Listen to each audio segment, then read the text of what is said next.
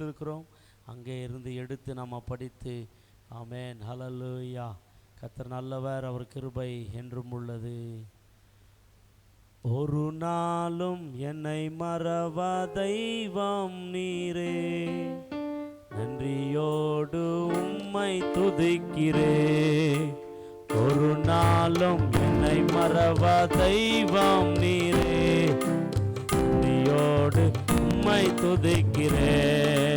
நன்றி இயேசுவே, என்னாலும் இயேசுவே. கைதட்டு, நன்றி கைதட்டு. என்னாலும் இயேசுவே, நன்றி இயேசுவே, என்னாலும் இயேசுவே. ஒரு நாளும் என்னை மறவா தெய்வம் நீரே, நன்றியோடு உம்மை துதிக்கிறேன். ஒரு நாளும் என்னை மறவா தெய்வம் நீரே, நன்றியோடு உம்மை துதிக்கிறேன். நன்றி இயேசுவே, என்னாலும் இயேசுவே, நன்றி இயேசுவே, என்னாலும் இயேசுவே, நன்றி இயேசுவே. சொல்ல மாட்டீங்களா? நன்றி இயேசுவே, கடந்த மாதமெல்லாம் போஷித்தீரே, பாதுகாத்தீரே. கைதட்டுங்க எல்லாரும். நன்றி இயேசுவே, என்னாலும் இயேசுவே. வருடங்கள் காலங்களா என்னை வழுவாமல் காத்தீரையா. சொல்லுங்க எல்லாருமே. வருடங்கள் காலங்களா என்னை வழுவாமல் காத்தீரையா. உம்பல கரத்தால் நீர் என்னை தாங்கினீர், உம்பல கரத்தால் நீர் என்னை தாங்கினீர். சிறகாலே மூடி காத்திட்டீர், ஓம் சிறகாலே மூடி காத்திட்டீர். நன்றி இயேசுவே, என்னாலும் இயேசுவே.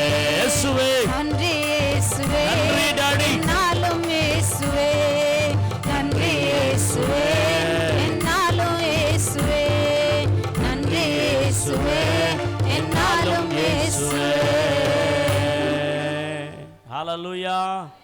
கர்த்தருடைய பரிசுத்த நாமத்திற்கு மகிமை உண்டாவதாக.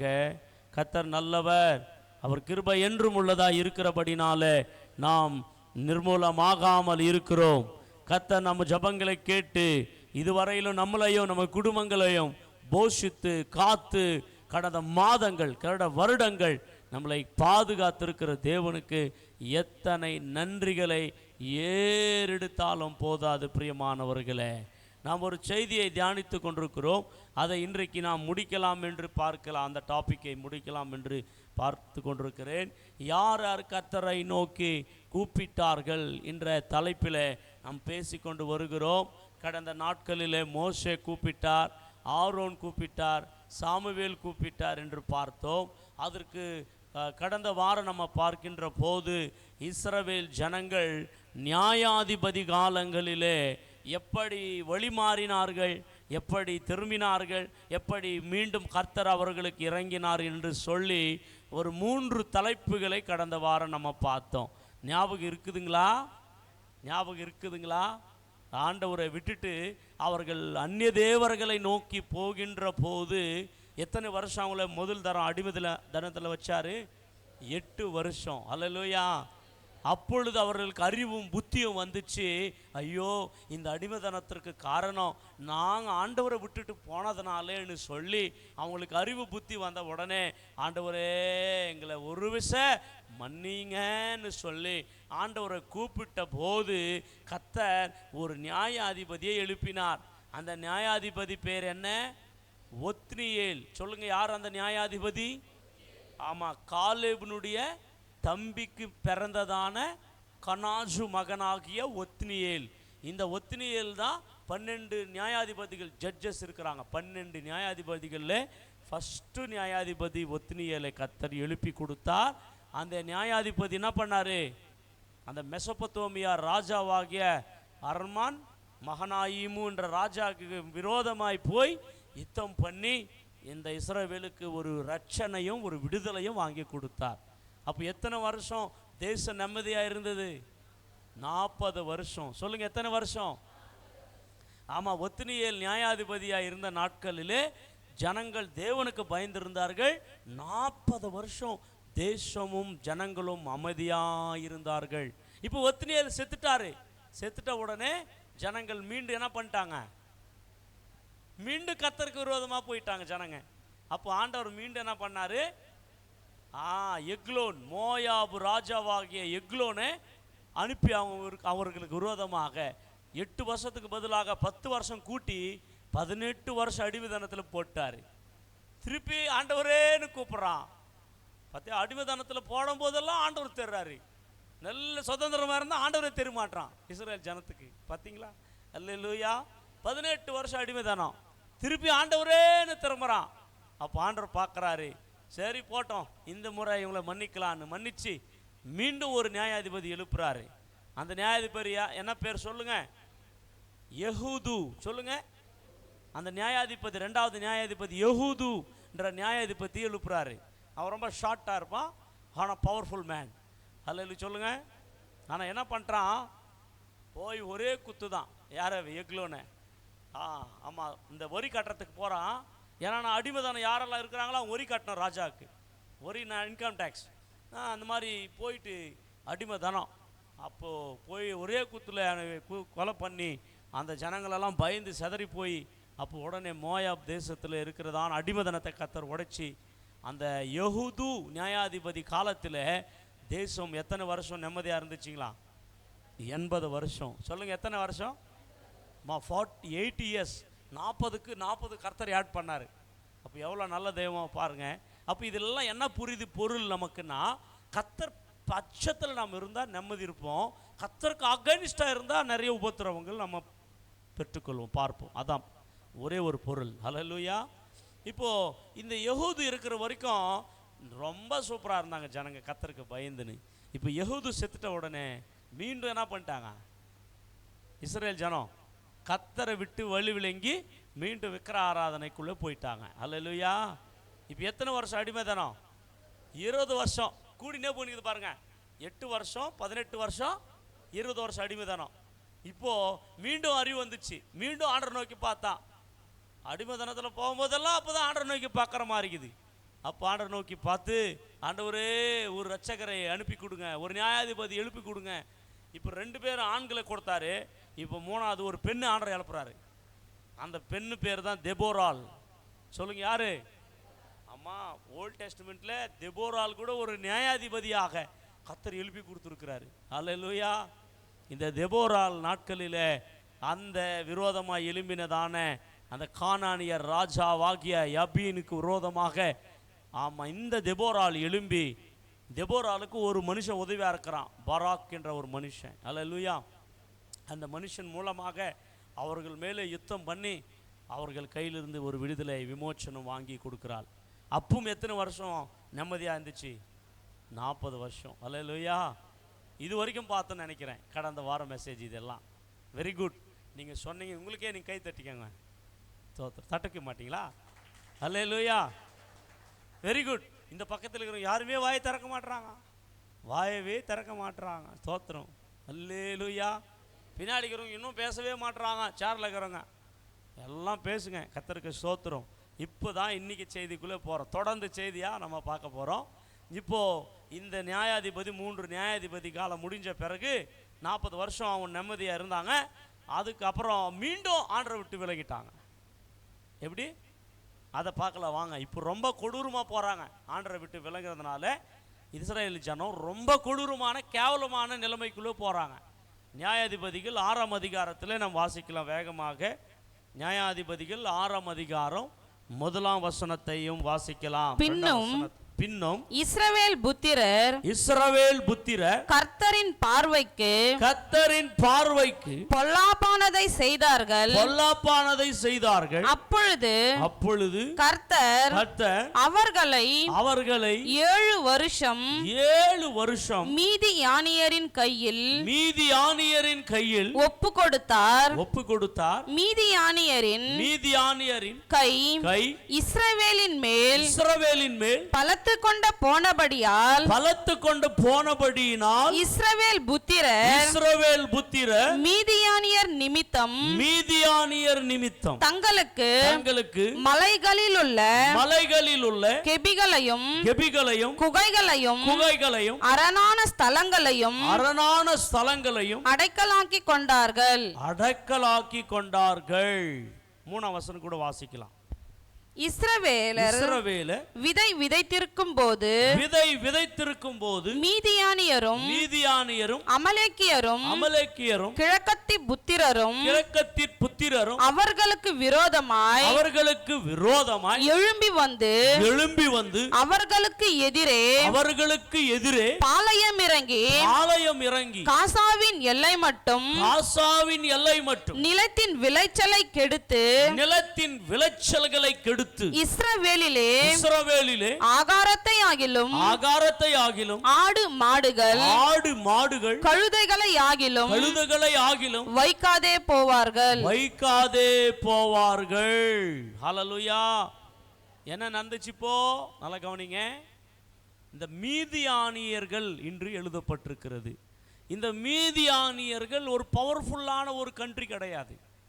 அதனுடைய வரலாற்று, அதனுடைய ஹிஸ்டரி நான் படிக்கின்ற போது இந்த மீதியானியர்கள் அவ்வளோ பவர்ஃபுல்லான ஒரு ராஜ்யம் கூட கிடையாது.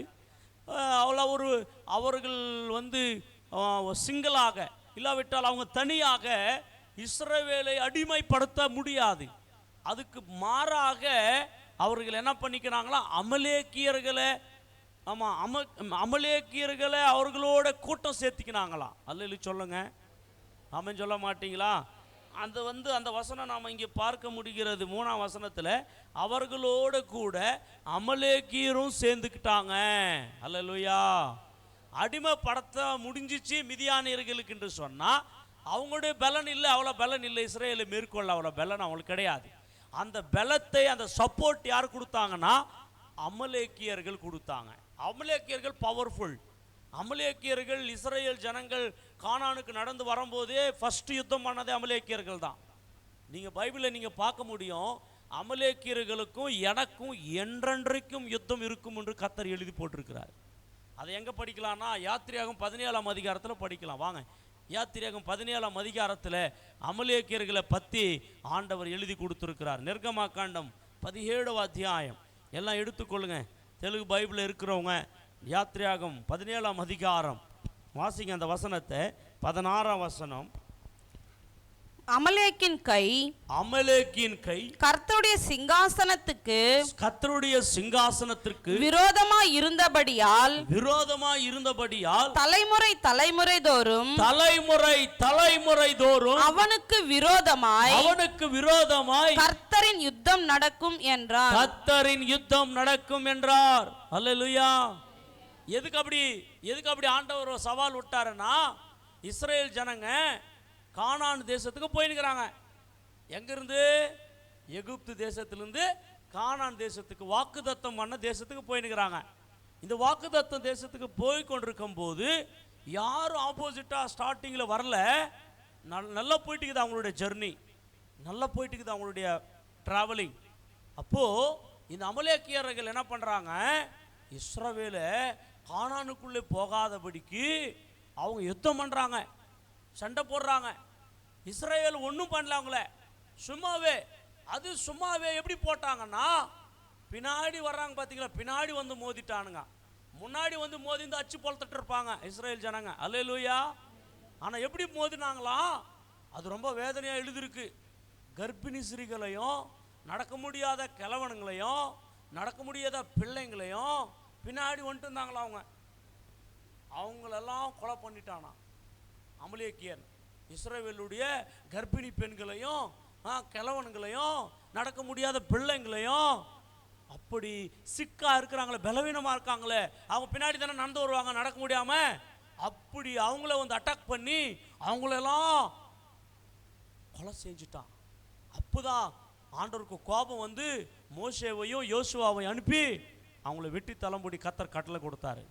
அப்போதான் யுத்தத்தில் இவங்க வெற்றி பெற்றாங்க, இஸ்ரேல் வெற்றி பெற்றுச்சு. அப்போ சொல்றார் ஆண்டவர், யார் சிங்காசனத்துக்கு விரோதமாக கையை எடுத்தானே இவன், என்றென்றைக்கு யுத்தம் இவங்களோடு இருக்கும். நீங்கள் பைபிளெல்லாம் பார்த்தீங்களா, அங்கங்கே அமலேக்கியர் எங்கெல்லாம் ஆகிறாங்களோ அங்கெல்லாம் போட்டு தள்ளுன்னு வர ஆண்டவர். அல்ல சொல்லுங்க, ஆமென் சொல்ல மாட்டீங்களா? இப்போ அந்த அமலேக்கியர் தான் நியாயாதிபதி காலத்திலே மிதியானியர்களுக்கு சப்போர்ட் பண்ணது அவங்க தான். இப்போ புரிஞ்சிச்சா? இப்போ அமலேக்கியனுடைய ஹிஸ்ட்ரி நான் எடுக்கல திருப்பி. அமலேக்கியர் எங்கிருந்து வந்தான், எந்த ஊரில் பிறந்தான், அதனுடைய ஹிஸ்ட்ரி இருக்குது, பைபிளில் சரித்திரம் இருக்குது. அல்லேலூயா, ரொம்ப அற்புதமாக இருக்குது. சும்மா ஆண்டவர் யுத்தத்தை அறிக்கை பண்ண மாட்டார், யுத்தம் பண்ணுன்னு சொல்ல மாட்டார்.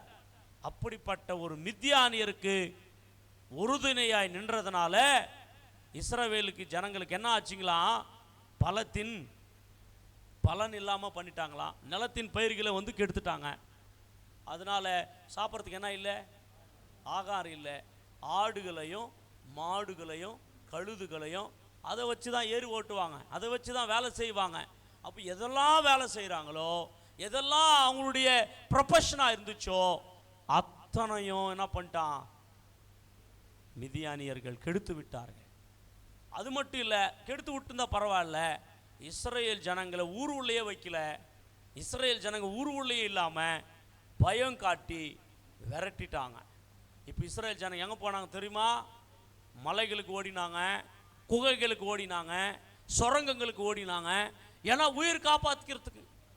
அப்படிப்பட்ட ஒரு ஆபத்து ஏற்பட்டுச்சு, அப்படிப்பட்ட ஒரு நெருக்கம் ஏற்பட்டுச்சு, அப்படிப்பட்ட ஒரு பிரச்சனைக்குள்ளே போனாங்க. இத்தனை பிரச்சனைக்கு காரணம் என்ன?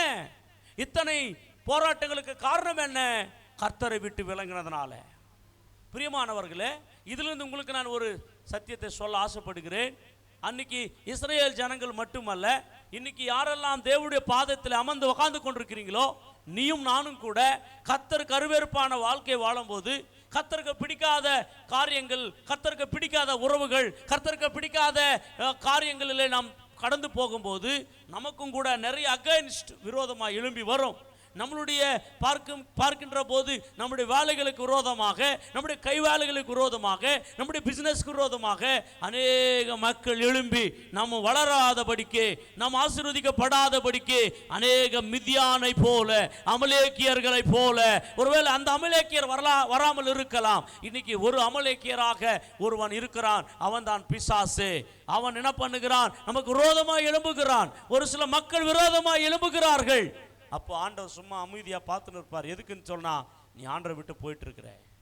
அப்போ திரும்பும் போது தான் கர்த்தர் ரெஸ்பாண்ட் பண்ணுவார். அல்லேலூயா சொல்லுங்க. இங்கே என்ன நடக்குது? இருக்கிறது அத்தனையும் போயிடுச்சுங்க பிரியமானவர்களே.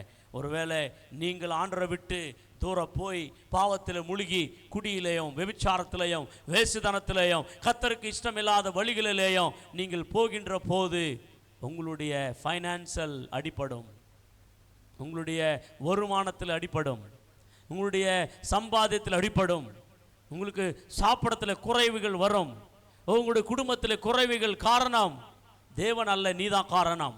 ஒருவேளை மனைவியாக இருக்கலாம், ஒருவேளை கணவனாக இருக்கலாம், ஒருவேளை பிள்ளைகளாக இருக்கலாம். கர்த்தருக்கு கொடுக்க வேண்டிய நேரம் எங்கே? கர்த்தருக்கு செய்ய வேண்டிய கணம் எங்கே? கர்த்தர் விரும்பத்தக்க வாழ்க்கை எங்கே? அது இல்லைன்னா தான் நெருக்கம் நமக்குள்ளே கர்த்தர் கட்டளை எடுக்கிறார். இங்கே எப்படி தான் நடக்கிறது? இஸ்ரேல் ஜனங்கள் கர்த்தரை விட்டு போனதுனால மிதியானியர்கள் கையில் ஒப்பு கொடுத்தாரு. எத்தனை வருஷம்? 7 வருஷம். பாருங்களா, 8 வருஷம் ஒரு முறை ஒப்பு கொடுத்தாரு, 18 வருஷம் ஒரு முறை ஒப்பு கொடுத்தாரு, 20 வருஷம் ஒரு முறை ஒப்பு கொடுத்தாரு. இப்போ 7 வருஷம் தான் ஒப்பு கொடுக்குறாரு. ஆனால் 8 வருஷம் அடிமைதான் இருந்தாங்க பாருங்க, அவ்வளோ கஷ்டம் இல்லை. 18 வருஷம் இருந்தாங்க, அவ்வளோ இவ்வளோ கஷ்டம் இல்லை. 20 வருஷம் இருந்தாங்க, இவ்வளோ பிரச்சனை இல்லை. ஆனால் 7 வருஷத்துக்குள்ளேயே அவங்க எந்த நிலைமைக்கு வந்துட்டாங்களா இஸ்ரேல் ஜனங்க? வீடுகளும் வாழ்வதற்கு அவர்களுக்கு வீடுகளுக்கு கூட இடம் இல்லைங்களாம். ஏன்னா அப்படி பயமுறுத்திட்டாங்களாம் பிரியமானவர்களே. ஆனால் நீங்கள் 6ஆம் அதிகாரம் நியாயாதிபதிகளில் வரும்போது அங்கே சொல்லப்படுகிறது, அப்பொழுது அவர்கள் என்ன ஆனாங்களாம் பாருங்களாம். 6ஆம் வசனத்தில், இப்படி மீதியானராலே இஸ்ரவேல் மிகவும் சிறுமைப்பட்டார்கள். எப்படி பட்டாங்களாம்? சிரமைப்பட்டார்கள்.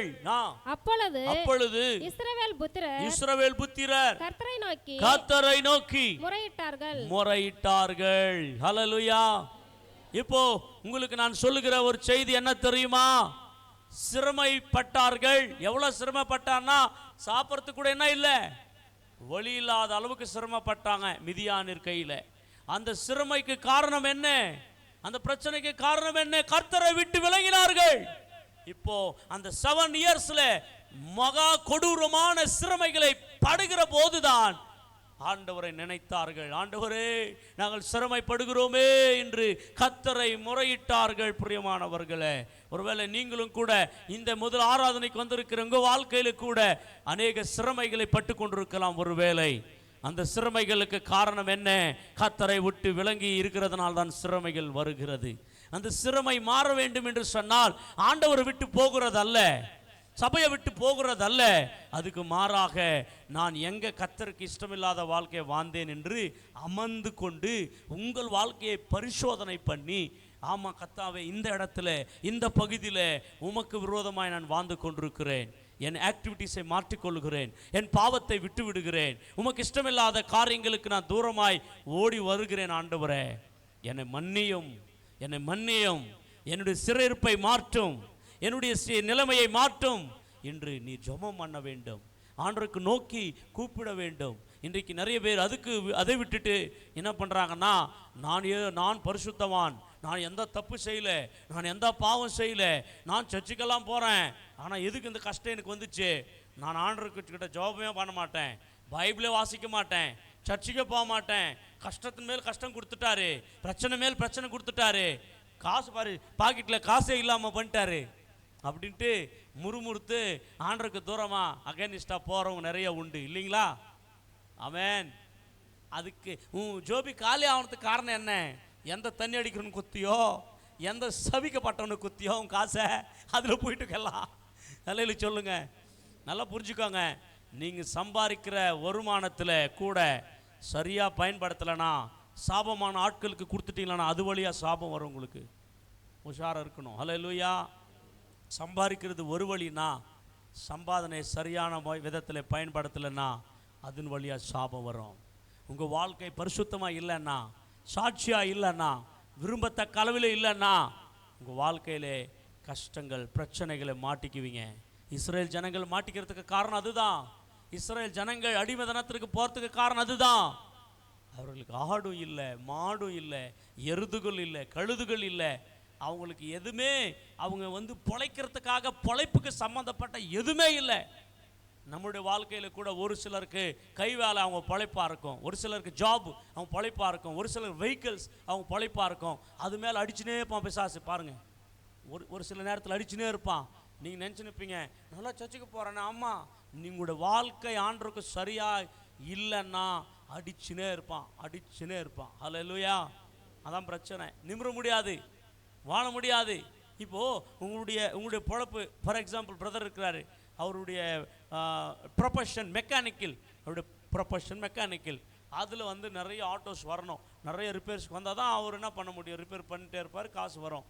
இப்போ வராமல் ஸ்டக் ஆயிடுச்சுன்னா என்ன பண்ண முடியும்? சோத்திரம். ஹல்லேலூயா. ஆமென் சொல்ல மாட்டிங்களா? அப்போ இந்த மாதிரி ப்ரொஃபஷன், ஒரு சிலருக்கு ஒரு ப்ரொஃபஷன் இருக்கீங்க. எலக்ட்ரிஷியன்ஸ் இருக்கீங்க, மேஸ்திரிஸ் இருக்கீங்க, பிளம்பர்ஸ் இருக்கீங்க, பெயிண்டர்ஸ் இருக்கீங்க, டிரைவர்ஸ் இருக்கீங்க, ஒவ்வொருக்கும் ஒரு ப்ரொஃபஷன். அப்போ இந்த ப்ரொஃபஷனில் நீங்கள் நல்ல வருமானங்கள் வரணும்னா அந்த ப்ரொஃபஷனை கர்த்தர் ஆசீர்வதிச்சா தான் வரும். ஹல்லேலூயா. இப்போ இந்த ப்ரொஃபஷன் செய்கிற மனுஷனுடைய வருமானம் பெருகாமல் இருக்கிறதுக்கு, வரவேண்டிய ஆட்கள் வராமல் இருக்கிறதுக்கு காரணம் என்ன தெரியுமா? நீங்கள் கர்த்தருக்கு உங்கள் வாழ்க்கை சரியில்லைன்னா ஆண்டவர் ஸ்டக் பண்ணிட்டே இருப்பார். ஹல்லேலூயா. அப்போது நீங்கள் என்ன பண்ணுவீங்க? மனம் திரும்புறதுக்காக, உங்களை உயர்த்துறதுக்காக, இவன் இந்த நிலைமையில இருக்கிறானே, மேலே நிலைமைக்கு வரணுன்றதா கர்த்தர் எதிர்பார்க்குறார். ஆனால் அதுக்குள்ளேயே என்ன பண்ணுற, நீ கொஞ்சம் வந்ததுக்குள்ளே 10 ரூபாய் சம்பாதிச்சதுக்குள்ளேயே பாக்கெட்டில் விட்டு நசுக்கி என்னென்னோ பண்ணிடுற. அப்போ ஆண்டவர் பார்க்குறாரு, இவன் கொஞ்சம் கொடுத்தாலே இத்தனை ஆட்டம் ஆடுறானே, நிறைய குத்த எத்தனை ஆட்டம் ஆடுவான் அப்படின்னு ஸ்ட்ரக் பண்ணுறாரு. ஹல்லேலூயா சொல்லுங்க. அப்போ உண்மையாக இருக்கணும். கர்த்தர் கொஞ்சத்தில் கொடுக்கும்போது உண்மையாக இருக்கணும். ஒரு ஆட்டோ வந்துச்சுன்னா சோத்திர ஆண்டவரே நிறைய ஆட்டோ கொடுங்க, நிறைய ஆட்டோ வரட்டும் அப்படின்னு ஜோமானே தான் நிறைய வரும். நிறைய வந்ததுக்குள்ளே சோத்திரம் இல்லை, ஆமேன் இல்லை, அப்படியே ஸ்டக் ஆகும். ஹல்லேலூயா சொல்லுங்க. அதுதான் ஆண்டவர் பார்க்குறாருங்க. ஆண்டவர் கொடுத்தவர் நம்ம கொடுத்த பிறகு எப்படி இருப்பான், கொடுக்காததுக்கு முன்னே இவன் எப்படி இருப்பான், இவன் மனநிலைமை எப்படி இருக்குது, இவன் எப்படி என்ன திங்க் பண்ணுறான், எப்படி என்ன பாவிக்கிறான், கர்த்தர் எல்லாம் பார்க்குறார். ஹல்லேலூயா. ஆமென் சொல்ல மாட்டிங்களா? நீங்கள் நினச்சிருக்கிறீங்க ஆண்டருக்கு ஒன்றும் தெரியாது, அவர் எங்கே மேலே இருக்கிறாரு, நான் கீழே இருக்கிறேன், அவர் என்ன எனக்கு பார்க்க போகிறாரு அப்படின்னு நிறைய பேர் நினச்சின்னு வாழ்ந்துட்டுக்கிறோம். பிரியமானவங்களே, அப்படி அல்ல. இந்த இஸ்ரேல் ஜனங்கள் கர்த்தரை விட்டு போனதுனால ரொம்ப கொடூரமான நிலைமைக்குள்ளே போயிட்டாங்க. அப்போ போயிட்டாலும் அவங்க யார் பக்கம் திரும்பினாங்க? அது செய்யணும். இன்றைக்கி நிறைய பேர் அது செய்கிறதில்ல, ஆப்போசிட்டாக பண்ணுறாங்க. அப்படி பண்ணக்கூடாது. எப்போவுமே ஒரு ஸ்ட்ரகிள் நடந்துச்சுன்னா அது உன் சைட்லேருந்து ஏதோ சம்திங் தவறு இருக்கும். ஆண்டர் பக்கத்துலேருந்து எப்பவுமே இருக்காது, எப்பவுமே இருக்காது. உங்கள் பகுதியிலேருந்து தான் சம்திங் எங்கோ ராங் நடந்திருக்கு. அல்லேலூயா. இன்னொன்று சொல்லட்டுமா? விசுவாசம் இல்லாத எதுவோ அது பாவம். தெரியுமா உங்களுக்கு? நம்ம வாழ்க்கையில் விசுவாசமே இருக்காது, அது கூட பாவமா. சகல துர்நீதியும் பாவமா. நீதி இல்லாமல் வாழ்ந்தா அது பாவமா. அப்போ இதெல்லாம் இருக்கும். அதெல்லாம் நம்ம தெரியாமையே செஞ்சுருவோம். அப்போ அதில் பாவத்தில் மாட்டிக்குவோம். அது நான் ஒன்றும் தப்பு செய்யலையே அப்படின்னு நம்ம நினைப்போம். வாசிக்கலாம் ஒரு வசனத்தை ரோமரில், விசுவாசமாக இல்லாதது எதுவோ அது பாவம். நம்ம வாழ்க்கையில் எல்லா நேரத்திலும் எல்லா விஷயத்திலும் நாம் ஆண்டவருக்கு விசுவாசமாக இருக்கணுமா. அப்படி விசுவாசமாக இல்லைன்னா அது பாவமாகும். நீ என்ன காரியம் செஞ்சாலும் சந்தேகத்தோடு செஞ்சா, டவுட்டாக செஞ்சா அது பாவம். வாசிங்க 14ஆம் அதிகாரம் ரோமரில் 23ஆம் வசனம். ஒருவன் சமுசியப்படுகிறவனாய் புசித்தால் அவன் விசுவாசம் இல்லாமல் புசிக்கிறபடியினால் ஆக்கினைக்குள்ளாக தீர்க்கப்படுகிறான். விசுவாசத்தினாலே வராத யாவும் பாவமே. ஹல்லேலூயா. போட்டுக்குதா? விசுவாசத்தினால வராதது எதுவோ பாவம். ஹல்லேலூயா. விசுவாசம் நமக்குள்ளே இல்லை. விசுவாசிதான் நீ, ஆனால் விசுவாசத்தை காமிக்கிறது இல்லை.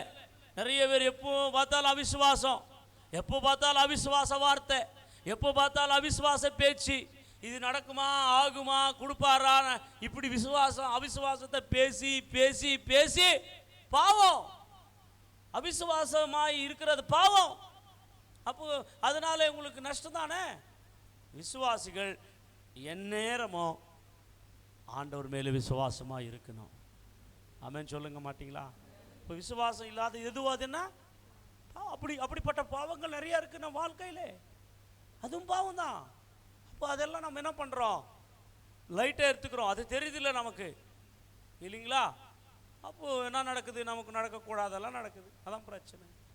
அதனால் மிதியானியர்களுக்குள்ளே காரணம் அடிமதனத்திற்கு கர்த்தரை விட்டு விளங்கினார்கள். ஆமாம், வேதம் சொல்லுகிறது. சங்கீதம் 16ஆம் அதிகாரம் வாசிங்க. சங்கீதம் 16ஆம் அதிகாரத்தில் ஒரு வசனத்தை ஆண்டவர் சொல்லுகிறதை பார்க்கின்றோம். சங்கீதம் 16ஆம் சங்கீதத்தில் வசனம் 4ஆம் வசனம். அந்நிய தேவனை நாடி பின்பற்றுகிறவனுக்கு வேதனைகள் பெருகும். போட்டிருக்குங்களா? யாரை விட்டு? கர்த்தரை விட்டு அந்நிய தேவர்களை யாரெல்லாம் பின்பற்றாங்களோ அவர்களுக்கு என்ன பெருகுமா? வேதனைகள் பெருகும். ஹல்லேலூயா. நீ சொல்லலாம், ஐயோ நான் அந்நிய தேவர்களை ஆராதிக்கிறது இல்லையே, நான் இயேசு பிள்ளை தானே அப்படின்னு நீ நினைக்கலாம். ஆனால் அந்நிய தேவர்கள் என்று சொன்னால் கர்த்தரை காட்டிலும் எதை முதன்மையாக வச்சிருக்கிறியோ, எதுக்கு அதிகமாக ப்ராரிட்டி கொடுக்குறியோ, எதுக்கு அதிகமாக வேல்யூஸ் கொடுக்குறியோ அது உனக்கு விக்கிரகமாக மாறும். அது கூட பாவம் தான். அதனால் வரும் வறுமை. அல்லேலூயா சொல்லுங்க. நீங்கள் இயேசுவை தான் ஆராதிக்கிறீங்க, ஆனால் அந்த இயேசு கொடுக்குறதான முதன்மையை கொடுக்காம, அந்த இயேசு கொடுக்குறதான ஃபஸ்ட்டு ப்ராரிட்டியை கொடுக்காம வேறு எதுக்கோ கொடுத்துருப்பீங்க. பணத்துக்கோ, அழகுக்கோ, உலகத்தில் இருக்கிற கணங்களுக்கோ, பெருமைகளுக்கோ, இன்னும் சம்திங் மனுஷர்களுக்கோ, பொலிட்டீஷியன்ஸ்க்கோ, இல்லைனா கிரிக்கெட்டர்ஸ்க்கோ, இல்லைனா செலிப்ரிட்டிஸுங்களுக்கோ, சம்திங் யாருக்கோ முதல் இடம் கர்த்தருக்கு இல்லாமல் வேற யாருக்கு நீ கொடுத்துருந்தாலும் அது வாழ்க்கையில் ஒரு விக்கிரகம் தான். அந்த மாதிரி நீ பின்பற்றும் போது உன் வாழ்க்கையிலே என்ன பெருகும்? வேதனைகள் பெருகும். ஹல்லேலூயா.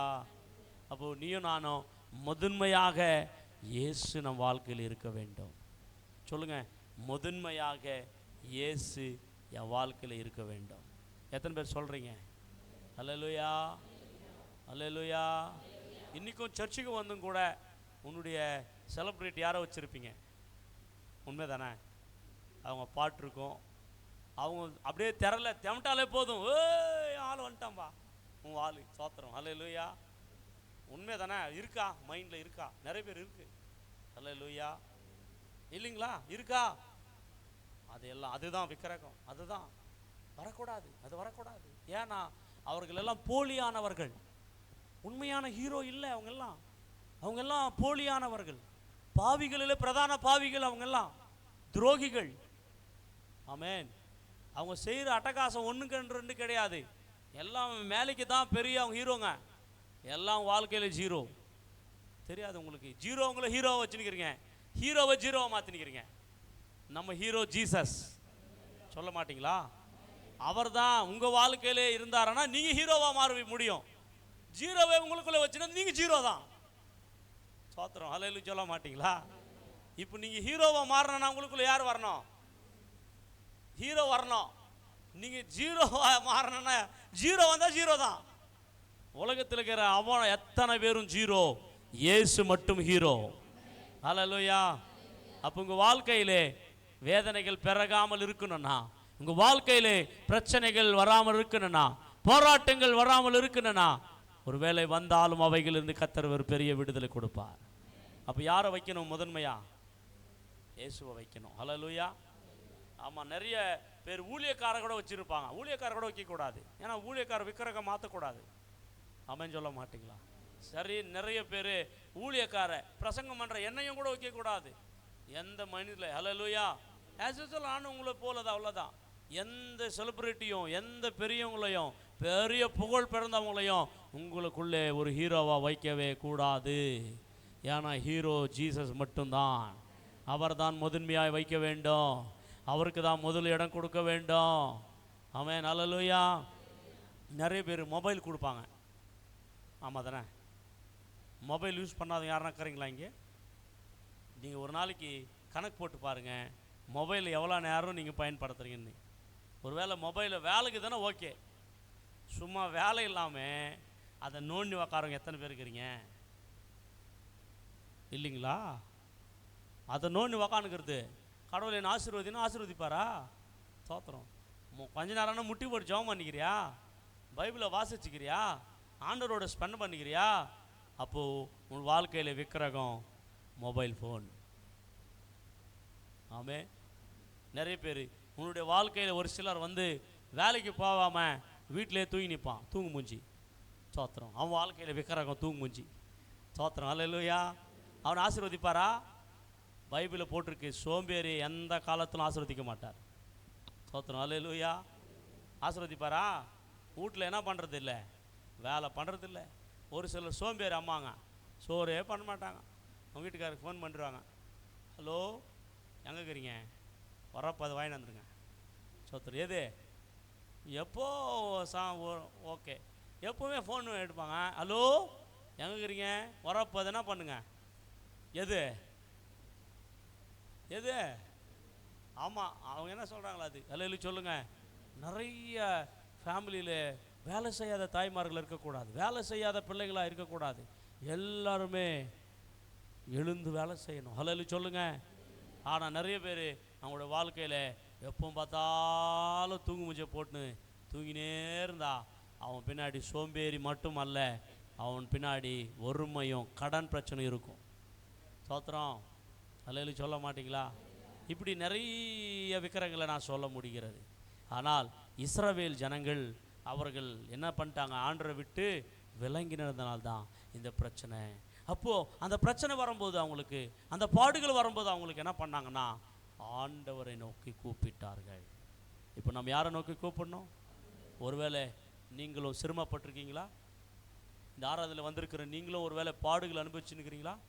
ஒருவேளை குறைபட்டிருக்கீங்களா?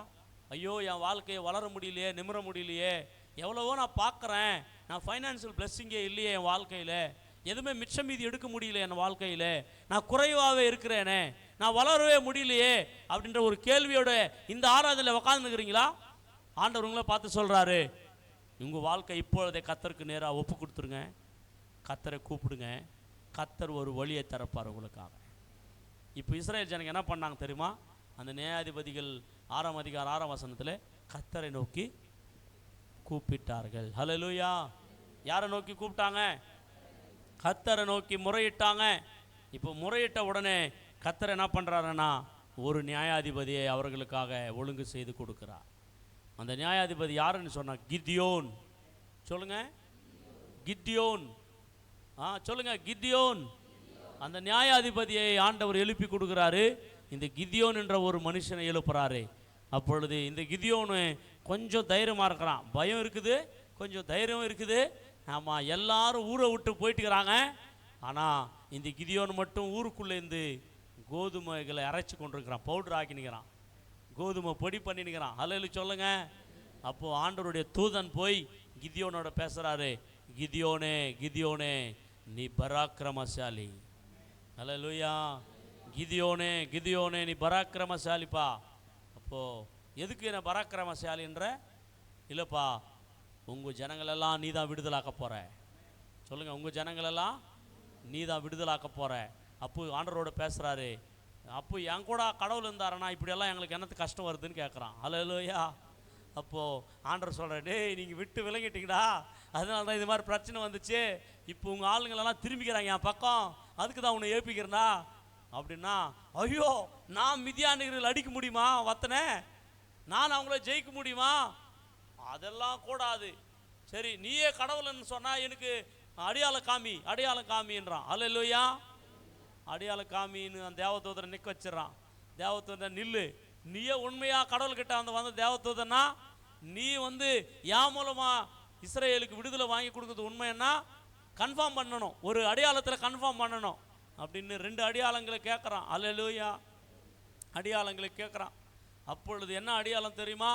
நான் போயிட்டு ஆட்டு மந்தையில் போயிட்டு அடிச்சுன்னு வரேன், இரு மாம்சத்தை எடுத்துன்னு வர்றேன், அப்பங்களை எடுத்துன்னு வரேன் அப்படின்னு சொல்கிறான். ஹல்லேலூயா. ஆமாம், எதுக்கு? தேவதூதன் கொடுக்கறதுக்கு. அப்போ நல்லா பாருங்கள், அந்த தேவதூதர்களுக்கு முன்னாடி கொண்டு வந்து அந்த வெறும் பச்சை மாம்சத்தையும் அந்த அப்பங்களை கொண்டு வைக்கும்போது அதையெல்லாம் சுட்டதாய் அந்த தேவதூதன் மாட்டுகிறார், நெருப்பு போட்டு சுடுகிறார். ஹல்லேலூயா சொல்லுங்க. பாறையை தொடுறாரு, பாறை தொட்ட உடனே பாறைக்குள்ள இந்த அக்கினி வருகிறது. அப்போ கன்ஃபார்ம் ஆகுது, இவர் தேவன்கிட்ட இருந்து வந்தார். ஹல்லேலூயா சொல்லுங்க. ஆண்டவரை இன்னொரு அடையாளத்தை கூட காமிங்க. ஆமாம், அங்கே பஞ்சு இருக்கும், அந்த பஞ்சு மேலே சுற்றிலும் பனி கொட்டணும், பனி இருக்கக்கூடாது, பஞ்சு மட்டும் நஞ்சிடணும், அது அடையாளம். ஹல்லேலூயா. அப்படி சுற்றிலும் பனி இருக்காது, அந்த பஞ்சு மட்டும் அப்படியே நஞ்சிருக்கும், அதை எடுத்து பிழிஞ்சா தண்ணியாக ஒய்வோம். வா, சூப்பர், வெரி குட். இப்போ திருப்பி அந்த தேவதூதன் கூட சொல்கிறாரு, இன்னொரு அடையாளத்தை காமிக்கணும்.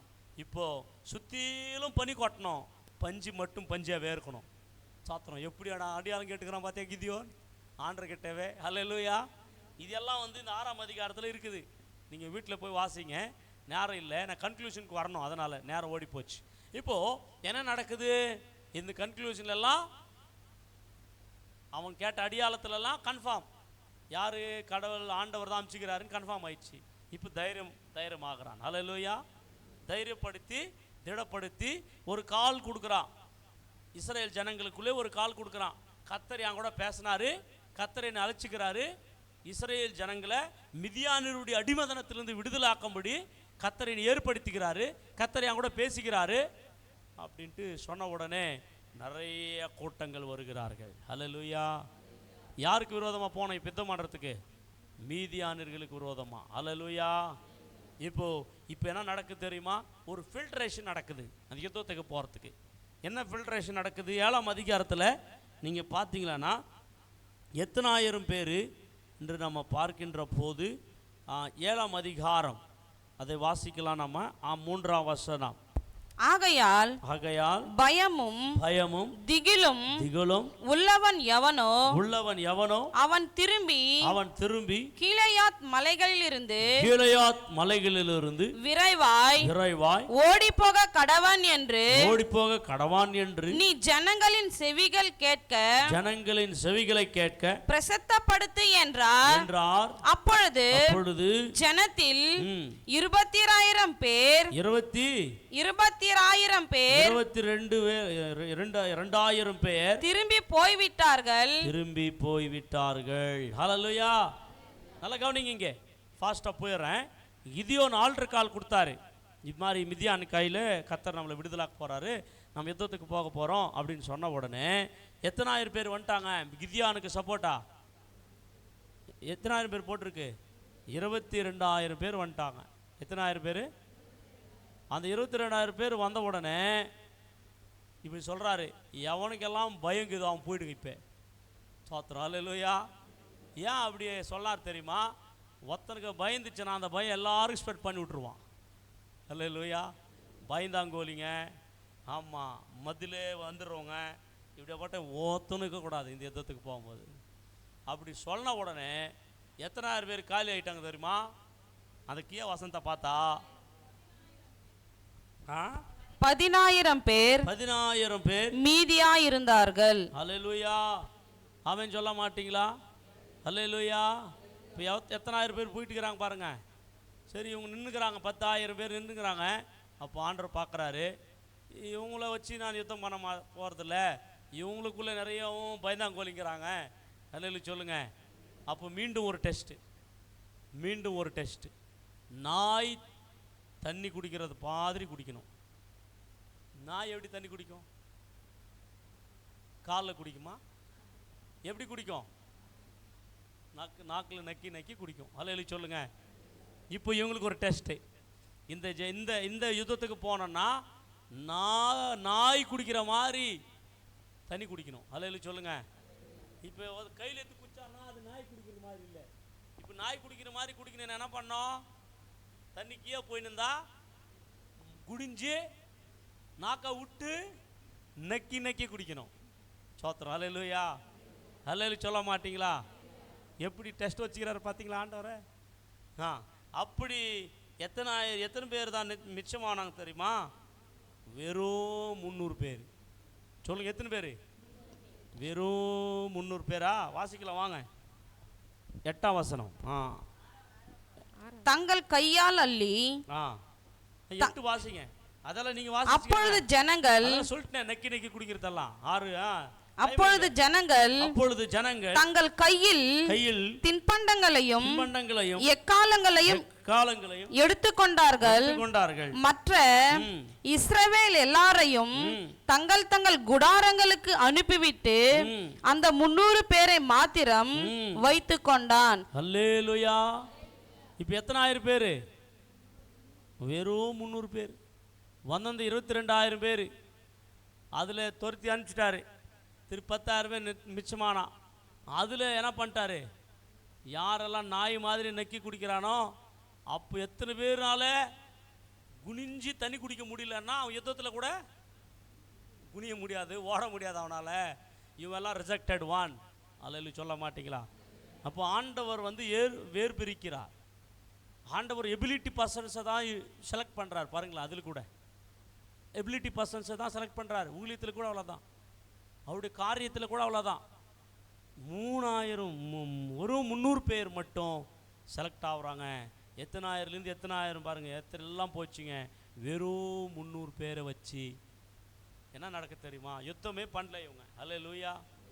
என்னென்ன பண்ணுறாங்க? ஒரு தீபம், ஒரு செட்டி, இதெல்லாம் எடுத்துன்னு போயிட்டு, ஆமாம், கிதியோனின் கட்கம், கிதியோனின் அந்த வசனத்தை வாசிக்கலாம் 7ஆம் அதிகாரத்தில். என்னதான் எக்காலம் போடுறாங்களாம் பாருங்களாம்.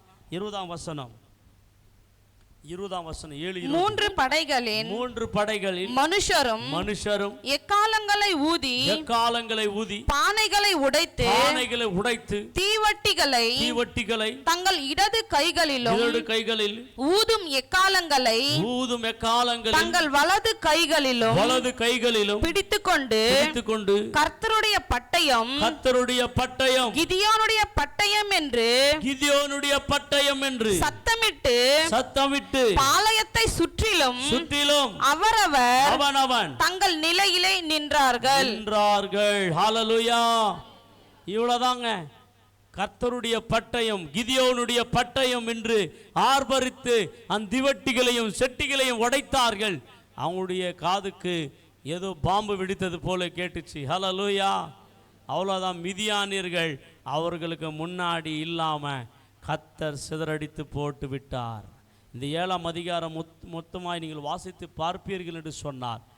மிதியானியர்கள் கையிலிருந்து அற்புதமான விடுதலை கர்த்தர் கொடுத்தார். யாரை கொண்டு? கிதியோனை கொண்டு. அப்போ கர்த்தருக்கு ஜெபம் பண்ண ஒரு கிதியோன் எழும்புவானா?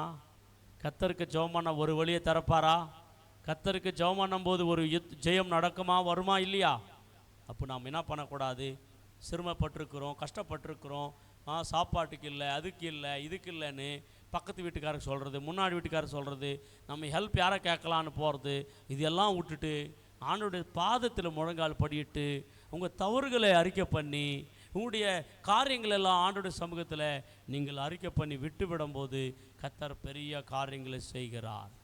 நான் முந்த நாள் 12 ஒரு உபவாச கூட்டம் நடந்துச்சு, ஃப்ரைடே அன்றைக்கி நான் நெகேமியா ஜபத்திலிருந்து அநேக காரியங்களை நான் பேசினேன். நெகேமியா பண்ணின ஜபத்தில் ஒரு அற்புதமான ஜபம் இருக்கிறது. தன் பாவங்களையும் தன் குடும்பத்தின் பாவங்களையும் தன் ஜனங்களின் பாவங்களையும் அறிக்கை பண்ணி ஜெபிச்ச ஜபம் தேவனுடைய சமூகத்துக்கு கடந்து போனதான். அல்லேலூயா. அப்போ நீயும் நானும் கூட ஆண்டவருடைய பார்வையில் எதெல்லாம் குறையப்பட்டிருக்கிறோமோ அவைகள் அறிக்கை பண்ணி ஜெபம் பண்ணி மனம் திரும்பி ஆண்டவர் பக்கமாய் வந்துட்டோன்னா அப்போ ஆண்டவர் நம்ம பக்கமாய் வருகிறார். இஸ்ரேல் ஜனங்கள் அப்படி ஆண்டவர் பக்கமாக திரும்பினதுனால கிதியோனை கர்த்தர் எழுப்பினார். அந்த கிதியோனால என்ன நடந்துச்சு? வெறும் 300 பேரை வச்சு மிதியானியர்கள் கரத்திலிருந்து ஒரு பெரிய வெட்டியை கர்த்தர் கொடுத்தார். அவர்கள் விடுதலை பெற்றார்கள். ஒருவேளை நீயும் நானும் பிரியமானவர்களே, இஸ்ரேல் ஜனங்கள் அவருடைய கஷ்ட காலத்திலே கர்த்தரை நோக்கி முறையிட்டார்கள் என்று பார்க்கிறோம். நீ யாரை நோக்கி முறையிட்டு கொண்டிருக்கிறாய்? உன்னுடைய அக்காவா, அண்ணனா, தம்பியா, தங்கச்சியா, உன்னுடைய உறவினரா, ஃப்ரெண்ட்ஸா, இவர்களெல்லாம் ஒரு நோக்கி முறையிடாதே. கர்த்தர் வழிகளை திறக்கிறவரை நோக்கி முறையிடு. கர்த்தர் யுத்த வீரரை நோக்கி முறையிடு. சேனைகளின் கர்த்தராகிய தேவனை நோக்கி நீ முறையிடு. கர்த்தர் உனக்கு ஹெல்ப் பண்ணுவார். கர்த்தர் உன்னை பலப்படுத்துவார். கர்த்தர் உன்னை நிற்க வைப்பார். அல்லேலூயா. கடைசி வசனத்தை வாசித்து நான் இந்த நிறைவு செய்கிறேன். இந்த காரியத்தை 7ஆம் அதிகாரம் கடைசி வசனத்தை நாம் வாசிக்கலாம். மீதியாரின் 28ஆம் வசனம். மீதியானியர் 2 அதிபதிகளாகிய ஓரேபையும் சேபையும் பிடித்து 8:28 வாசிங்க. 8:28.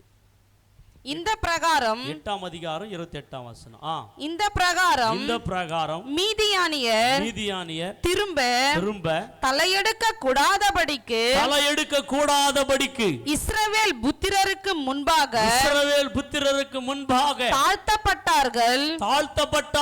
தேசமானது கிதியோன் நாட்களில் 40 வருஷம் அமைதலாய் இருந்தது. ஒரு கைத்தட்டி கர்த்தருக்கு நன்றி சொல்லுங்க. தேசம் 40 வருஷம் அமைதலாய் இருந்தது. உங்கள் குடும்பங்கள் அமைதலாய் மாற வேண்டும்.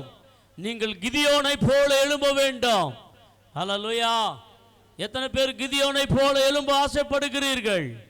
ஆமா, கிதியோன் இருக்கிற நாட்கள் வரைக்கும் மிதியானியர்கள் தலையை தூக்கவில்லை. சொல்லுங்க, மிதியானியர்கள் தலையே தூக்கவில்லை. ஒருவேளை இதுவரைக்கும் உங்களுக்கு விரோதமாய் நிறைய பேர் கை தூக்கி இருக்கிறாங்களா, தலையை தூக்கி இருக்கிறாங்களா, உன்னை பாடுறா, உன்னை சைரம் பாடுறா அப்படின்னு எல்லாம் மிரட்டிருக்காங்களா, உனக்கு விரோதமாக பேசியிருக்கிறாங்களா, உனக்கு விரோதமாக குடி வெட்டி கொண்டிருக்கிறாங்களா? இன்றைக்கு நீர் ஆண்டவரை நோக்கி முறையிடுகிறவனாய் இருந்தால், ஆண்டவரை கூப்பிடுகிறவர்களாய் நீங்கள் இருப்பீர்கள் என்று சொன்னால், ஒருவனும் உங்களுக்கு விரோதமாய் தலை எடுக்க போவதில்லை. நம்புறவங்க மட்டும் ஆமேன்னு சொல்லுங்க. அல்லேலூயா. கூப்பிடுறவங்களா இருந்தா, ஆண்டவரை நோக்கி பார்க்குறவங்களா இருந்தா, இது வரைக்கும் உனக்கு விரோதமாக எவன்லாம் தலையெடுத்து பார்த்தானோ அந்த தலையை கர்த்தர் எடுக்க போகிறார். அல்லேலூயா சொல்லுங்க. அது ஒரு வேளை யாரனா இருக்கலாம். பிரியமானவர்களே, உங்களுக்கு விரோதமாய் ஒரு தலையும் நிமிராதபடிக்கு கர்த்தர் உங்கள் தலையை நிமிர வேண்டும் என்று சொன்னால் நீங்கள் ஆண்டவரை நோக்கி கூப்பிட வேண்டும். நீங்கள் ஆண்டவரை நோக்கி கரங்களை நீட்ட வேண்டும். நீங்கள் ஆண்டவரை நோக்கி பார்க்க வேண்டும். ஏன்னா எல்லா சகாயம் வானங்களையும் பூமியை உண்டாக்கின சர்வ வல்லமுள்ள தேவனுடைய இடத்திலிருந்து நமக்கு வருகிறது. எல்லாம் வத்தாசையும் கொடுக்க அவர் ஆயத்தமாக இருக்கிறார். உங்களுக்காய் ஒரு கிதியோனை எழுப்ப ஆயத்தமாக இருக்கிறார். உங்களுக்காய் வெறும் 300 பேரை வைத்து, ஆமாம் எத்தனை பேரை வைத்து ஜெயம் அல்ல, கர்த்தர் இருந்தாரான ஒரே ஆளை வச்சும் ஜெயத்தை கர்த்தர் கொடுக்க முடியும். ஹல்லேலூயா. அப்படின்னு சொன்னார். ஆமாம், தட்சிண ஆப்பிரிக்கா தேசத்துக்கு சேர்ந்த நெல்சன் மண்டேலா என்ற மனுஷனை 27 வருஷம் ஜெயிலில் போட்டிருந்தாங்களாம். 27 இயர்ஸ். ஒரு வருஷம் இல்லை, 2 வருஷம் இல்லை, 27 வருஷம். என்ன ஜெயில் தெரியுமா? ஒரு ஃப்ரீடமாக இருக்கிற ஜெயில் கிடையாது. அவர் 6 அடி உயரம் உள்ள கருப்பு மனுஷன். பிரியமானவனே, மாணவர்களே, அந்த ஒரு சின்ன குகையில் படுக்கவே முடியாது. 6 ஃபீட் கூட இல்லாத ஒரு சின்ன அறை, அதில் போட்டிருந்தாங்களாம். ஹல்லேலூயா. 27 இயர்ஸ். அதிலிருந்து அவங்களுடைய மக்களுக்காக, ஆமாம், ஒரு பேப்பரை கொடுப்பாங்களாம். அந்த பேப்பரில் நிறைய விஷயங்களை எழுதினே இருந்தாராம். அந்த பேப்பர் வந்து நிறைய பேப்பரை கொடுக்க மாட்டாங்களாம், கொஞ்சம் கொஞ்சம் பேப்பர் தான் கொடுப்பாங்களாம் எழுதுறதுக்கு. அவர் வந்து நிறைய அவங்க ஜனங்களுக்காக ஒரு அவங்கள உருவாக்குறதுக்காக, அவங்க ஜனங்களுக்காக, அவங்களோட அடிமதனத்திலிருந்து அவங்களை விடுவிக்கிறதுக்காக, ஜனங்களை தயார் பண்ணுறதுக்காக நிறைய புத்தகங்களை எழுதினாராம். ஹல்லேலூயா. ஆனால் பேப்பர் கொடுக்கவே மாட்டாங்களாம். அதனால் சின்ன சின்னதாக எழுதுவாராம். இதை பார்த்தாங்களாம் பிரியமானவங்களே. இவங்க யாதரானே கண்ணு நல்லா தெரியுதுன்னு சொல்லி அவன் என்ன பண்ணாங்களாம், கல் உடைக்கிறதுக்கு விட்டாங்களாம். நிறைய பயங்கரமான அந்த சவுத் ஆஃப்ரிக்காவில் நிறைய வெயில் இருக்கும். அந்த வெயிலில் மத்தியான வெயிலில் கல் ஒடிடான்னு கல் உடைக்கிறதுக்கு விட்டாங்களாம் பிரியமானவர்களை. அதையும் உடைச்சாராம். அதில் கண்ணு போயிடணும், இவன் எழுதவே கூடாது, இவனை அழிக்கணும்னு எத்தனையோ பிளான் பண்ணாங்களாம். ஆனால் கடைசியில் நெல்சன் மண்டேலா அவனுடைய போராட்டம் என்ன நடந்துச்சு தெரியுமா? பிரியமானவர்களே, தட்சிண ஆப்பிரிக்கா கருப்பு ஜாதியாகி இருக்கிறவர்களுக்கு, பிளாக் மேன்ஸ் இருக்கிறவர்களுக்கு ஒரு பெரிய சுதந்திரத்தை கொண்டு வந்த மனுஷனாய் மாறினான். ஒரு கை தட்டி ஆமென் சொல்ல மாட்டீங்களா? ஒரு பெயின் இல்லாவிட்டால், ஒரு கஷ்டங்கள் இல்லாத ஒன்றும் கிடைக்காது. ஹல்லேலூயா சொல்லுங்க.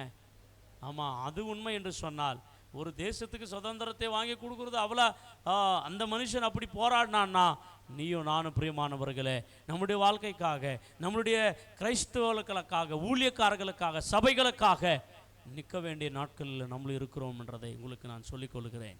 கடைசியாக நான் முடிக்கிறேன். நீயும் நானும் பார்க்க வேண்டியது ஆண்டவராகிய தேவனை. சூழ்நிலைகள் எப்படிலாம் இருக்கலாம், பேசுகிறவங்க எப்படிலாம் இருக்கலாம், ஒவ்வொரு தேசங்களே மாற்றங்கள் இருக்கலாம். டோன்ட் வரி, உன்னோடு இருக்கிறவர் பெரியவர். எத்தனை பேர் நம்புறீங்க? அதனால் இந்த வேலை எல்லாரும் எழுந்து நிற்கலாம். கர்த்தரை நோக்கி கூப்பிட்டார்கள், கர்த்தர் அவர்களுக்கு இறங்கினார். எத்தனை வருஷம் அமைதி வந்துச்சு? 40 வருஷம். ஆமாம் பிரியமானவங்களே, உங்களுடைய வாழ்நாள் முழுவதும் அமைதியாக இருக்கிறன்னா நீ கர்த்தரை நோக்கி பாரு. நீ கர்த்தர் பக்கமாய் திரும்ப சகோதரியே, கர்த்தர் பக்கமாய் திரும்ப சகோதரனே. எல்லாரும் கண்களை மூடி ஆண்டவர் நோக்கி நம்ம ஜெபிக்க போகின்றோம். ஏனென்றால் நமக்கு திருவிருந்து ஆராதனை இருக்கிறது முன்பாக. எல்லாரும் கண்களை மூடி ப்ளீஸ் க்ளோஸ் யுவர் ஐஸ். ஆண்டவர் நோக்கி பார்க்கலாம், ஜெபம் பண்ணலாமா? கர்த்தாவே, எங்கள் வாழ்க்கையிலே ஒரு விஷயம் சோதித்து பாருங்கள். உங்களை நீங்களே, பக்கத்தில் இருக்கிறவங்கள நீங்களே செக் பண்ணிக்கோங்க. உங்களுடைய சிந்தையை செக் பண்ணிக்கோங்க, உங்களுடைய எண்ணங்களை செக் பண்ணிக்கோங்க, உங்களுடைய வழிகளை செக் பண்ணிக்கோங்க. கர்த்தாவே, என்னை பரிசுத்தப்படுத்தும் ஐயா, எனக்கு பரிசுத்த சிந்தை கொடுமையா, எனக்கு பரிசுத்த வாழ்க்கை கொடுமையா. உம்மை விட்டு போகிறதான அவர்கள் வாழ்க்கையிலே அநேக பாடுகளும் பிரச்சனைகளும் வருகிறது. அன்றைக்கு மிதியானுடைய கரத்தில் நெருக்கப்பட்ட இஸ்ரேல் ஜனங்கள், கொடூரமான நிலைமைக்குள்ளே போன இஸ்ரேல் ஜனங்கள் உம்மை நோக்கி பார்த்தது போல எங்கள் ஜனங்கள் உம்மை நோக்கி பார்த்து கொண்டிருக்கிறார்கள் அப்பா. நாங்கள் உம்மை நோக்கி பார்த்து கொண்டிருக்கிறோம் அப்பா. எங்களுக்கு ஒரு கிதியோனை போல, எங்களுக்கு ஒரு வெற்றி, எங்களுக்கு ஒரு விடுதலை, எங்களுக்கு ஒரு சுதந்திரம், எங்களுக்கு ஒரு அற்புதம். கேளுங்க சகோதரனே, கேளுங்க சகோதரியே, இந்த மாதம் உங்களுக்கு என்னென்னலாம் நீட்ஸ் இருக்குது, என்னென்னலாம் சந்திக்கணும், நீங்கள் எந்தெந்தெல்லாம் சவாலான காரியங்கள் உங்களுக்கு முன்னாடி நிற்குது. ஒன்றுக்கும் பயப்படாத. கர்த்தருக்கு மட்டும் சொல்லு, கர்த்தருக்கு மட்டும் சொல்லு, கர்த்தரை மட்டும் கூப்பிடு, கர்த்தரை நோக்கி மட்டும் ஜெபம் பண்ணு, கர்த்தரை நோக்கி மட்டும் முறையிடு. கர்த்தர் அற்புதம் செய்கிறார்.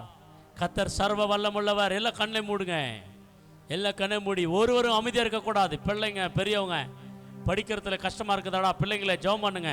கணக்கு வரலையா, கண்ணை மூடி ஜெபம் பண்ணுங்க. இங்கிலீஷ் வரலையா, ஜெபம் பண்ணுங்க. பிள்ளைங்களை ஜெபம் பண்ணுங்க. எல்லாம் கண்ணை மூடி ஜெபம் பண்ணுங்க. ஆண்டவர் கொடுப்பாரு. உங்க ஃபைனான்ஸ் ஸ்ட்ரகிள் இருக்குதா? ஒருவேளை இங்க உங்க தொழில் நின்று போயிருக்கிறதா? உங்க வியாபாரம் நின்று போயிருக்கிறதா? ஒருவேளை உங்க ஆட்டோ நின்று போயிருக்கிறதா? உங்களுடைய வெஹிக்கிள்ஸ் எல்லாம் போகலையா? வாடகைகள் கிடைக்கலீங்களா? ஜெபம் பண்ணு, கர்த்தர் கொடுப்பார். நீ தேடி போ தேவையில்லை, உன்னை தேடி அனுப்புவார். உன்னை பிளஸ் பண்ணுவார். உன் கரங்களை உயர்த்துவார். ஒருவேளை உனக்கு விரோதமாய் எத்தனை கை விரோதமாய் இருந்தாலும், எத்தனை தலைகள் உனக்கு விரோதமாய் இருந்தாலும், எத்தனை ஜனங்கள் உனக்கு விரோதமாய் இருந்தாலும், உன் தொழிலுக்கு விரோதமாய் இருந்தாலும், ஒருவேளை அகைன்ஸ்டா இருந்தாலும், கர்த்தர் அவைகள் எல்லாம் உடைக்க போகிறார். நீ கர்த்தரை நோக்கி கரங்களை நீட்டு. நீ கர்த்தரை நோக்கி ஜெபம் பண்ணு. கர்த்தர் உன்னோட கூட வருவார் மகனே. கர்த்தர் உன்னோட கூட வருவார் மகளே. கர்த்தர் உன் குடும்பத்தில் இருப்பார். அவரை கூப்பிடுற அனைவரோட கர்த்தர் வருவார். வெக்கப்பட்டு விட மாட்டார். தலையை குனிய விட மாட்டார். தலையை நிமிர செய்கிற ஆண்டவர் நம் தேவன். உங்கள் கைகளை உயர்த்த போகிறார். உங்களை பலப்படுத்த போகிறார். நீங்கள் பட்ட பாடுகள் இனி போதும். நீங்கள் பட்ட உபத்திரவங்கள் இனி போதும். நீங்கள் பட்ட வேதனைகள் இனி போதும். உன்னை ஒரு நல்ல நிலைமையிலே கர்த்தர் மாட்டக்கூடுமானால் அவர் இயேசு மாத்திரம்தான். அவரை நோக்கி ஜெபம் பண்ண கூடாதா? அவரை நோக்கி கூப்பிட கூடாதா? உனக்கொருவர் இருக்கிறார், உன்னை விசாரிக்க துடிக்கிறார். உன்னையும் என்னையும் இயேசு நேசிக்கிறார். உள்ளங்கைகளில் வரைந்திருக்கிறார். உனக்கொருவர் இருக்கிறார், உன்னை விசாரிக்க துடிக்கிறார். உன்னையும் என்னையும் இயேசு நேசிக்கிறார். உள்ளங்கைகளில் வரைந்திருக்கிறார். உள்ளங்கைகளில் வரைந்திருக்கிறார். சாதி ஜனம் மறந்திட்டாலும் மறந்திடாதவர், சேனைகளின் பிதாவா இயேசுவானவர். சாதி ஜனம் மறந்திட்டாலும் மறந்திடாதவர், சேனைகளின் பிதாவா இயேசுவானவர். சுனைகளை மாறினாலும் இயேசு உன்னை மறப்பதில்லை. சூழ்நிலைகள் மாறினாலும் இயேசு உன்னை மறப்பதில்லை. சிலுவையில் ஜீவன் விடும் நேரத்திலும் வெறுப்பதில்லை. உனக்கொருவர் இருக்கிறார், உன்னை விசாரிக்க பாடுங்க. உன்னை விசாரிக்கிறவர் இயேசு. உன்னை தம்பி இல்லாம இருக்கலாம், மகன் இல்லாம இருக்கலாம், உன்னை சொந்தக்காரை விசாரிக்காமல் இருக்கலாம். உன்னை விசாரிக்கிறார். விசாரிக்க துடிக்கிறார். உன்னையும் என்னையும் இயேசு நேசிக்கிறார். உள்ளங்கைகளில் வரைந்திருக்கிறார். நம்மை உள்ளங்கைகளில் வரைந்திருக்கிறார். தகப்பனே, எங்களை விசாரிக்கிறவர் நீர் இருக்கும்போது எங்களுக்கு ஒரு பயம் இல்லை தகப்பனே. இந்த மாதம் முழுவதும் எங்களையும் குடும்பங்களையும் சபையில் வந்திருக்கிற ஒவ்வொரு குடும்பங்களையும் அவருடைய தொழில்களையும் நீர் ஆசீர்வதியும். மிச்சம் இது இருக்கட்டும், ஆசீர்வாதமாக இருக்கட்டும், நல்ல செழிப்பான நிலைமையிலே வரட்டும். ஒப்பு கொடுத்த ஒவ்வொரு வாழ்க்கையில நீர் இடப்பட்டு வழி நடத்தும். இயேசுவின் நாமத்தில் ஜெபிக்கிறோம் பிதாவே. ஒரு கைத்தட்டி கர்த்தருக்கு நன்றி சொல்லி இந்த நேரத்தில் ஒரு கர்த்தருக்கென்று காணிக்கைகளை செலுத்தி திருவிருந்த ஆராதனைக்குள்ளே வேகமாய் கடந்து செல்லலாம். நமதிலே பிள்ளைகள் வந்து ஒரு பாடலை பாடி கர்த்தரை மகிமைப்படுத்துவார்.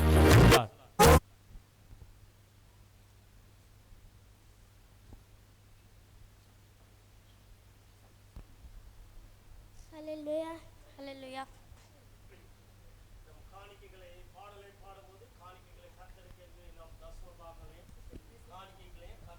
Hallelujah.